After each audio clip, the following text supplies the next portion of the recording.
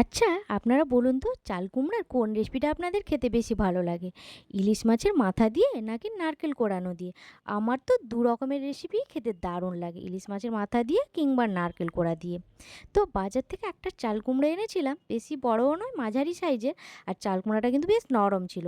অর্ধেকটা রান্না করেছিলাম ইলিশ মাছের মাথা দিয়ে, আর অর্ধেকটা রান্না করব রেখে দিয়েছিলাম নারকেল কোড়ানো দিয়ে।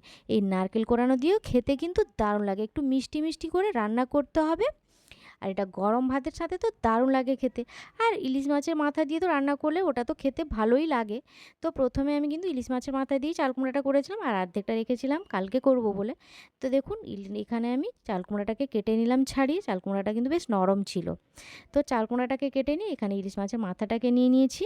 এটাতে লবণ হলুদ মাখিয়ে এটাকে কিন্তু আমি ভেজে নিব। কড়াইতে ভাজতে দিয়ে দিয়েছি।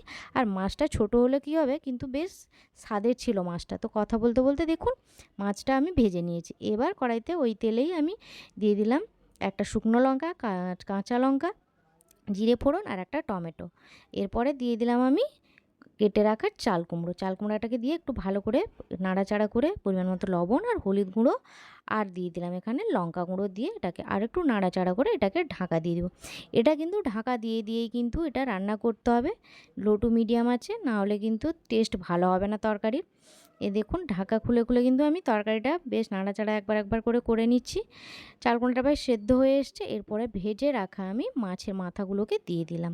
মাছের মাথাগুলোকে দিয়ে আরও কিছুক্ষণ ঢাকা দিয়ে রেখে দিব। এবার কিন্তু এটাকে সুন্দর করে আমি খুন্তির সাহায্যে ঘেঁটে ঘেঁটে দিব। দেখুন চাল কুমড়ার তরকারি কিন্তু আমার একেবারেই রেডি। আপনারা কি এইভাবে চাল কুমড়ার তরকারিটা রান্না করেন ইলিশ মাছের মাথা দিয়ে? কমেন্ট করে জানাবেন। আমার রেসিপিটা কেমন লাগলো সেটাও কিন্তু কমেন্ট করে জানাতে ভুলবেন না।